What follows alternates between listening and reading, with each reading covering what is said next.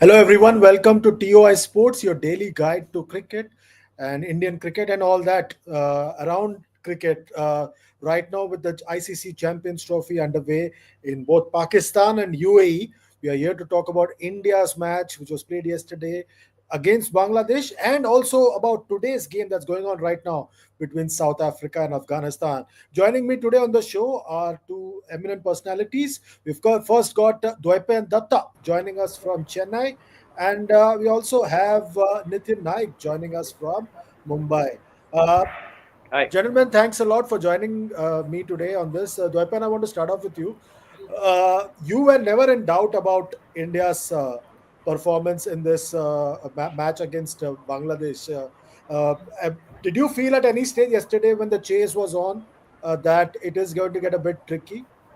I was never in doubt about the result of the match, but I was not at all convinced by the performance of the Indian team.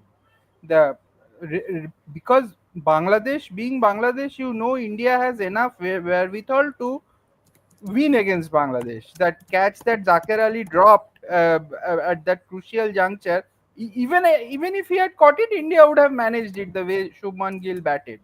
But having said that, the performance of the Indian team was extremely mediocre yesterday. They could not take wickets in the middle overs with their spin bowlers during the day, which is a cause for worry, and their batting also faltered significantly. Virat Kohli struggled. Rohit Sharma, though he got runs, wasn't at his fluent best. He could have got out first ball inside edge, Taskin Ahmed's ball. He didn't look comfortable. Just that Shubman Gill was magnificent, and then Bangladesh bungled up. Bangladesh were being Bangladesh, and then it became easier. But it was a bang average performance by India yesterday. Nitin, do you agree with what Dwaipan's saying? It didn't quite have the touch or the aura of a champion side that India wants to be at the end of the Champions Trophy. Yeah, I mean, I was taken back. I would rather remember a quote that Anshuman Gaikwad, the late Anshuman Gaikwad, gave me when I was doing a piece on, I think, one of India's defeats to one of these nations, Kenya or someone, I think. And he had told, he had told me that हम लोग का problem ये है कि जब हम लोग Australia के साथ खेलते हैं तो हम लोग वो लेवल पे जाके खेलते हैं, और जब हम लोग किसी दूसरे टीम के साथ which who are less stronger than us, हम लोग उनके साथ हम लोग उनके लेवल पे जाके खेलते हैं. So I think that is what happened yesterday. There was a lot of complacency, I thought, especially in the field. Very very patchy fielding performance, and I I I would not know. I mean, I don't. I wasn't very sure if Rahul was out at that moment. I was not very confident of India pulling that chase through. And I on these kind of pitches, I don't think Akshar Patel should bat at number five. If the wickets are flatter, then I think he should bat at five. I think on these kind of pitches, you need a little bit more batsmanship, which I think KL Rahul has. Is a more pedigreed batsman than Akshar. Dwaipan, that fielding performance that India had after having them at 35 for 5, uh, that it was very sloppy in the sense that Harshit Rana misfielding, Hardik dropping a sitter, Rohit dropping a sitter, Rahul not missing a stumping chance. All that put together, the bigger teams, as in the more experienced teams, the more ruthless teams, would look to plug those gaps. That's something for India to look to plug before the coming games, especially against Pakistan, then obviously against New Zealand, who are like a bogey team for India in ICC ODI events. Yes, absolutely. Such misses just cannot happen. Uh, it did not affect us because Bangladesh were 35 for 5 initially, and then even while fielding, they could not put the pressure on when there was the possibility. But those catches show that somewhere down the line, probably their mind was not there yesterday, it was showing that it happens in some games, like you start off rusty and then get going. But I am slightly worried about this team, because India has got so used to having Jasprit Bumrah and getting those easy wickets just out of nothing, that like manufacturing wickets on moderately decent pitches against good sides may not be that easy. In that case, the batting has to be better than the others, and I am not very sure how much better this Indian batting lineup is compared to South Africa, New Zealand, or yeah, as of now these two teams. Nitin, on just on that point, those middle overs, India struggled to pick up wickets. Like, they had them 35 for 5, and then for the next 25, 30 overs, they struggled to break through. Uh, do you Hmm. think now India is caught in a bind because either you play an extra all rounder in, say, a Ravindra Jadeja or an Akshar Patel, or bring in Varun Chakravarti and lengthen the tail? Which way are you convinced that India should be going? I would be tempted to bring in Arshdeep Singh, Chandresh. I think we need another pacer, especially in the initial overs. If I mean, yesterday we were helped that Shami had a great day. A great start to the innings as well as a great end to the innings, which was very unlike him because generally he goes for runs a lot towards the end. But yesterday we were lucky that Shami had one of those days, which I don't think would be happening every day. I would keep Harshit, and I would maybe drop Kuldeep Yadav and I would pick Arshdeep Singh instead. That's a big call. Dwaipan, do you agree with that? No, if Varun Chakravarti has to play, then he has to play in place of Kuldeep Yadav. But Hmm. Kuldeep has had a good record against Pakistan. I remember him getting these guys out, Babar out in the 2019 World Cup, if I'm not wrong. Yeah. And he bowled very well in 2023 against Pakistan also.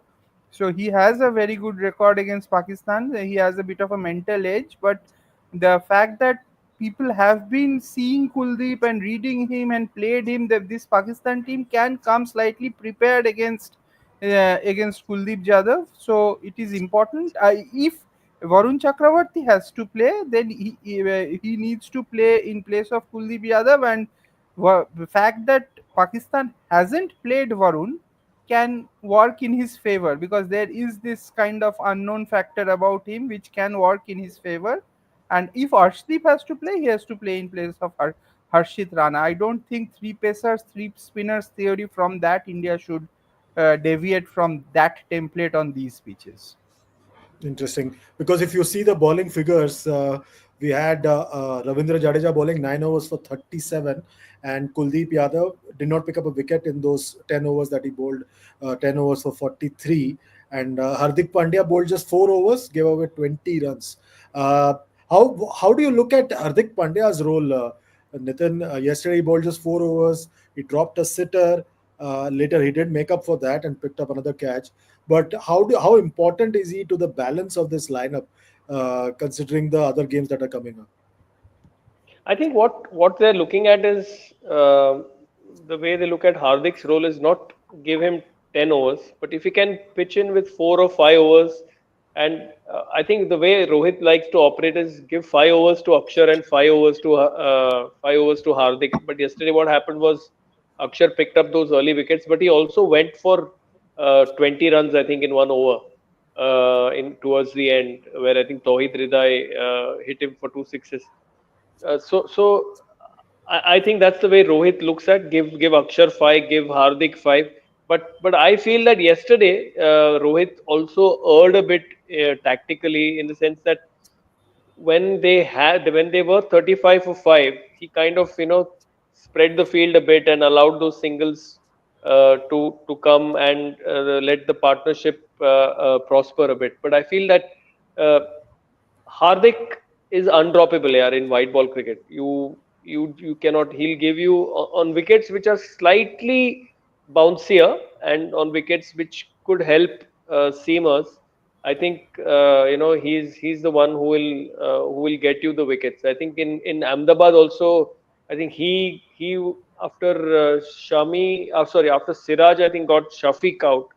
uh, Imam ka wicket. Imam was batting really well in that game, and I think Hardik dismissed Imam. So he's someone who can move the ball, who can. Only thing I hope that he doesn't bowl in the death, because I don't think he has those death bowling skills. But someone who can bowl in the middle overs, especially with the bigger square boundaries, he can use that short ball well to make the batsman hit towards the larger part of the boundaries. So I feel that Hardik in that sense is very important. And Dwepan, Shami, and Harshit, they picked up 8 wickets, and they sort of destroyed Bangladesh in that sense. But how important is this? The fact that Shami is back, picked up a fifer. There's something about an ICC ODI event that seems to get the best out of Mohammed Shami. Extremely important, though the wickets that he got in the initial overs, he didn't have much to do. Shomo Sarkar played an atrocious shot, and so he was okay. He was nothing great. I do not think that the way he bowled in the first half, there is the others, those who come into this Champions Trophy with a lot of form will be too worried about it. But yes, at the back end, he bowled that slightly back of the length delivery and used the long boundaries well. The slowness of the pitch, he used it. He used his experience uh, to the maximum, and bowled well at the back end. And these days, as we were discussing, from 40 to 50 run scoring has become slightly difficult because one fielder goes back, and on slow pitches it become even difficult when wickets are falling. So a few things fell into place, but I still think 5 for 53 is slightly flattering figures. It could have been less, but he was fine. He was okay, but nothing outstanding. Or maybe we have got used to Bumrah so much that everything seems slightly less than great for me. Dwaipan is like that mother-in-law who doesn't quite approve of the daughter-in-law's cooking. We just had a very good movie released on this very topic, so please do go and watch it, Misses, Dwaipan. So misses, misses, I'm not taking misses. the. So you've seen it, so I please have do seen watch the it. Malayalam one also, Great Indian Kitchen. So So yeah, so you're quite like that. You're not you're very hard to please. The guy picked up his 200th one-day wicket, there's something about him, I'm sure. But Harshit Rana, Nitin, what do you make of him? It's been quite a. He's making it a habit of picking 3 wickets. It's almost as if he has a Yeah. contract that he has to pick 3 wickets only in every match. He's I really I was very disheartened by the way he bowled in Adelaide in that pink ball match. Because he showed so much of promise in that Perth test, and then the way he bowled in Adelaide, it almost broke my heart, because I saw some potential there in Perth, especially that wicket that he got off Travis Head in the first innings. What I liked about him is he's not scared to try things out. He doesn't look at getting wickets in conventional ways. He'll try the slower one. He bowled, I think, in one yesterday in 1 over. I think he bowled three slower ones in a row, and he was also very smart to realize that Tauhid Rida is injured and he's having issues with stretching or reaching out for the ball. So he was bowling those floaty, slower, wide ones, which was making him reach and making him more uncomfortable. So I thought that he showed the smarts. Uh, we all know that he had one of the breakout seasons last year for KKR, and it is for this reason only, because I think KKR trusted him with the tough overs last year, and I think the Indian team also is game to trust him with the difficult overs. He and even Arshdeep Singh, I think, bowls the more difficult overs in T20 cricket. So that is why I feel that Arshdeep's inclusion in this playing 11 is very crucial as the tournament progresses, because I think he, with the wickets. being the way they are, they might get very abrasive, and I think Arshdeep also will do really really well here. Uh, you spoken about Arshdeep. Now coming to the wicketkeeper's role, Dwepen, Hmm. there was a mistake committed by KL Rahul, but overall he's been pretty safe behind the stumps. But we have these odd moments when he misses an opportunity. Uh, is that a cause for concern with an established number one Test wicketkeeper in Rishabh Pant waiting on the sidelines? Uh, does India have an embarrassment of riches, or are we being too stubborn about this particular wicketkeeper slot? See, the thing is, yesterday Dinesh Karthik made a very interesting observation about wicket keeping in white ball cricket. He said that the thing about Dhoni is that Dhoni used to say that he used to gather the ball when it used to come to him, and anything that was ahead of him, he used to just stop it, and that was very something completely out of the box at that point of time. But now that has become the trend, the rule which is being taught even in the academies, uh, uh, because T20 cricket is so important. The thing about uh, Rahul is not very comfortable with gathering the ball in front of him and getting that stumps off in a flash the way Dhoni could do. That is because he is at the end of the day a makeshift keeper, and he is a reluctant wicket keeper also. He is in the 11 because he is keeping. Otherwise, I do not see Rahul being in this team.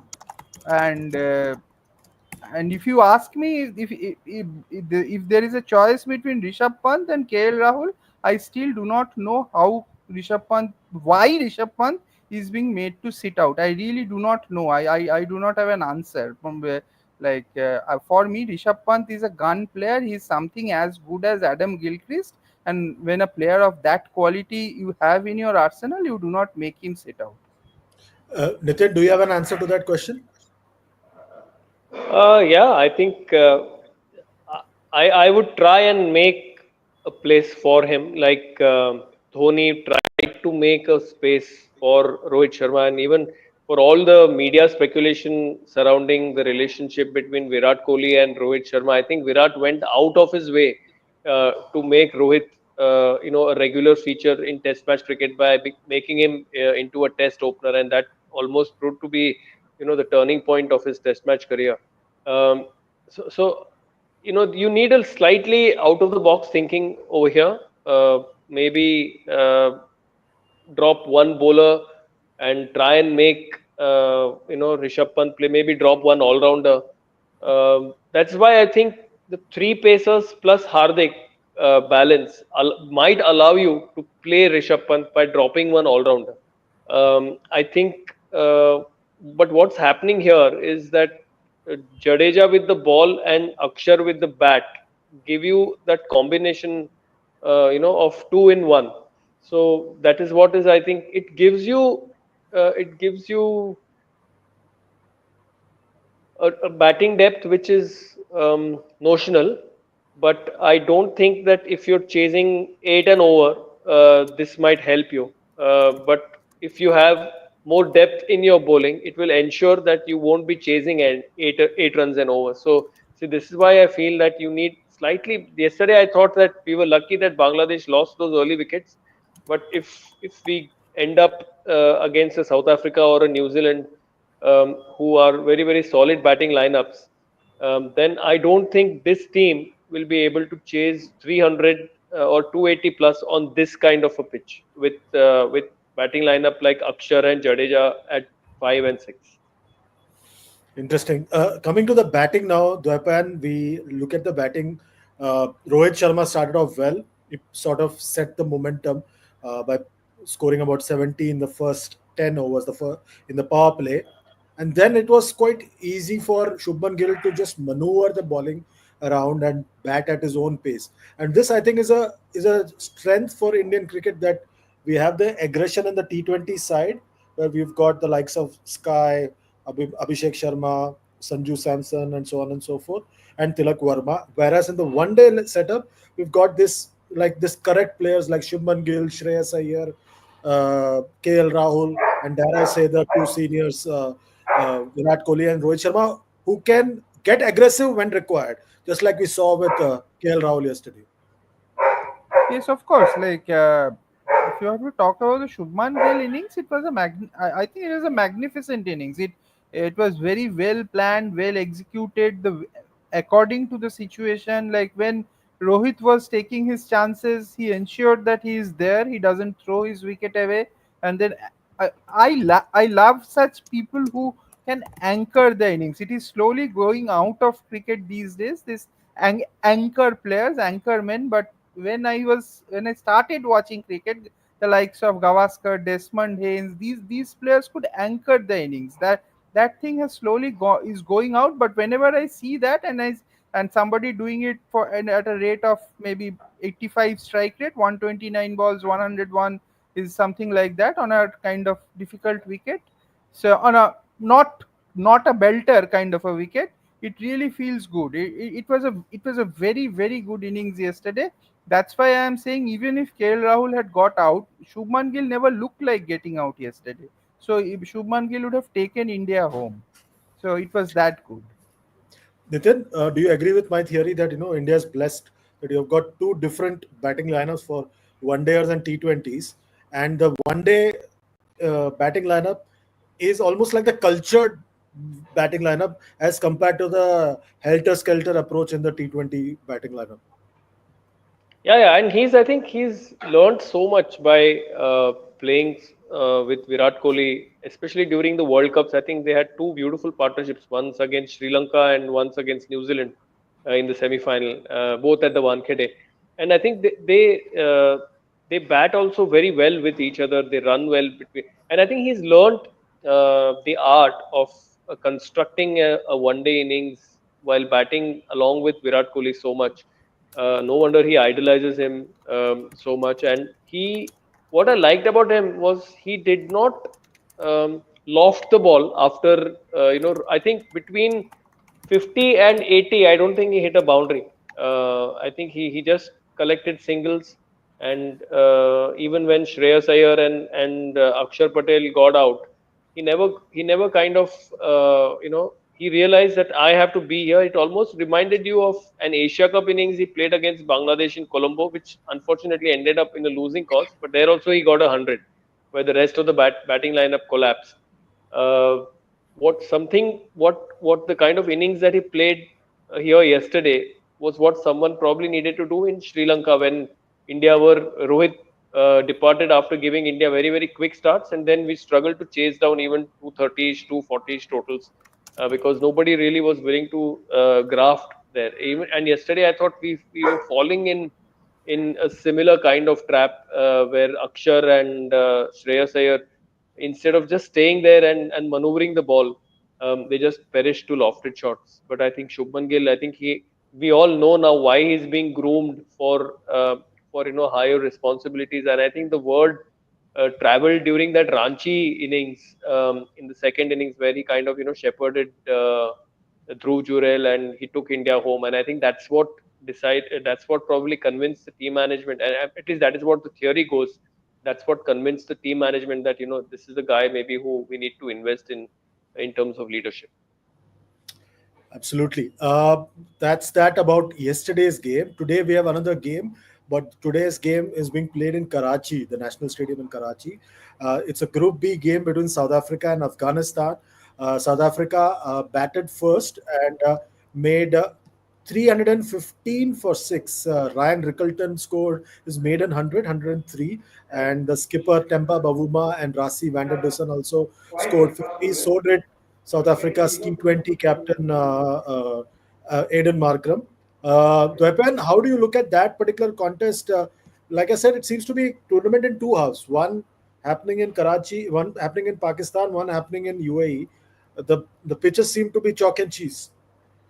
Is it chalk and cheese? At least the Karachi pitch and the Dubai pitch. I do not exactly No, think so. no, I'm saying that Uh, the uh, you at least get a 300 plus score. 300 Uh, plus score. The thing is, if Bangladesh hadn't lost 35 for 5 yesterday, they might have got a the score closer to 300 if you look at it that way.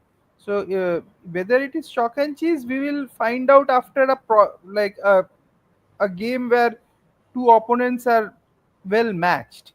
Do you think Uh, tomorrow's game between England and Australia could that, uh, which is going to happen in Lahore, could that give us an Lahore indication of could be slightly different. No, Lahore I think is a more batting friendly pitch where it is more like a highway kind of. The Karachi pitch I think has a little bit little in it for the bowlers. But yes, as having said that, today uh, what is what was good about South Africa was that they got those runs without Tristan Stubbs and Henrik Klassen. Larsen. So, their two best white ball batters were not there in the team. Klassen apparently has an injury, and without them, they got that runs and got those runs very easy against a quality spin attack. This Afghanistan spin attack is really good. It may be better than India's also. So it is a fantastic spin attack. Against that, if they have got 315 with that ease, that can be a cause for worry again for most teams. But then South Africa have got those runs. Batting first, batting second sometimes becomes a different ball game for them. So I'll just go through the figures that Afghanistan had. Fazalak Farooqi, 8 overs, 59, picked up 1 wicket. Azmatullah Omarzai, 6 overs, 39 runs, 1 wicket. Mohammad Nabi, 10 overs, 51, 2 wickets. Rashid Khan, 10 overs, 59, no wicket. Gulbadin Naib went for 42 in his 7. And Noor Ahmed went for 65 in his 9 overs. So South Africa were pretty okay against the Afghan spin attack there. Nitin? Yeah, and interestingly, if you look at those figures, Chandresh and Dwipa and both, I mean, you would see that the wrist spinners have gone for runs, and the finger spinners have been more economical. So, I mean, I don't know if that is a trend that might develop as the tournament progresses, and I think we are seeing that in in as the in in the shorter formats, in the shortest formats rather, it's the wrist spinners who who hold sway. But as the formats as the length of the format increases, the finger spinners come into the picture. Even in Test cricket, you're seeing that nowadays. It's the finger spinners who are doing well. So maybe that's a trend which we might see as we go ahead in the tournament, especially on pitches like in Karachi and in UAE, which I think are a little more abrasive. I think the pitch in Lahore, because of dewy conditions and cooler weather, you might get a little bit more of a batting friendly surface over there. But Even in Kar, Rawalpindi, I'm the sorry, boundaries, even yeah, Rawalpindi, the yeah, boundaries are short, so you might get big short. scores there. Bigger scores over there. Yeah, so we'll have to wait and see. But I feel that this tournament might be one where the finger spinners might do very well. Interesting, interesting. So let's see what happens now. Dwaipan, you want to say something? You have a Yeah, point? I will just say as to when the conditions are slightly spin friendly, the finger spinners become more effective because they bring Yeah, more control. When decent control. finger spinners I am talking about, like people like Jadeja, uh, like who are good finger decent finger spinners, because wrist spinners have the tendency to bowl that odd loose ball, and that is why wrist spinners do not even play in test matches where we play on those akhadas, because the Hmm. mindset is like we should not leak runs because finger spinners lend you that control. So slightly favorable pitches, good finger spinners are more effective these days, and batsmen also are not do not play spin as well as they used to do. Like Javed Miadat could sweep probably Jadeja. These guys can't. The way Javed Miadat could play left arm spin, uh, no one plays it like that anymore. Yeah, absolutely, absolutely. So, Nitin, are you picking South Africa or Afghanistan to win this contest? South Africa for the semi spot. In fact, Oh, that's a big call. Dwaipan, what's your take? Semis line from this group. No, from this match, what's going to From this happen? match, South Africa. I think South Africa will win. Interesting. And what about tomorrow? Tomorrow we have another big contest. It's a massive build-up. So the weekend is two big clashes. Hmm. So how are you looking tomorrow's game as well? Quickly. Okay. Okay, okay, okay. So, because I was Premadasa, I saw Australia struggle very badly. But on good pitches, if they get runs, they should be in a fight. But I just have a feeling England could be better. England had a very tough series in India, but they might just be slightly more prepared. And the Australian attack is not not the best at the moment. So England may hold the edge tomorrow. So, Nitin, there's something about a Champions Trophy and Australia. Something seems to happen, except those 3 years when Ponting was ruling the roost. Apart from that, Yeah, Champions Trophy and Australia are not a match made in heaven. yeah. Right from 2013, in fact, that Joe Root and Warner incident, and Yeah. in the bar, even 2017, I think they had an extremely ordinary Champions Trophy. So somehow the other, the stars don't seem to align. Also, their best squad somehow the other doesn't assemble for the Champions Trophy. And even here, I was sorry to digress a bit, but I found that Klaasen withdrawal very, very suspicious. I know he has a very, very big IPL contract with Sunrisers Hyderabad, and the injury that he picked up was almost 10 days ago, and it wasn't a broken finger. So it really raises suspicions about why he should pull out uh, from a contest. Maybe he's saving himself for bigger contests, or maybe it just shows that for all the teams and for all the players, this Champions Trophy is just sticking out like a sore thumb. They're not really valuing this tournament as much. That's a big note on which we end today's show. Nitin and Dwaypan, thanks a lot for joining us today on Beyond Thank the you. Boundary. We'll be back again tomorrow with yet another show. And I would request all of you watching us on TOI Sports to keep liking, sharing, subscribing the channel, and don't forget to press the notification bell. We'll be back again with yet another show tomorrow. Till then, all of you, please take very good care of yourself. For now, it's good night and goodbye from our end. Goodbye.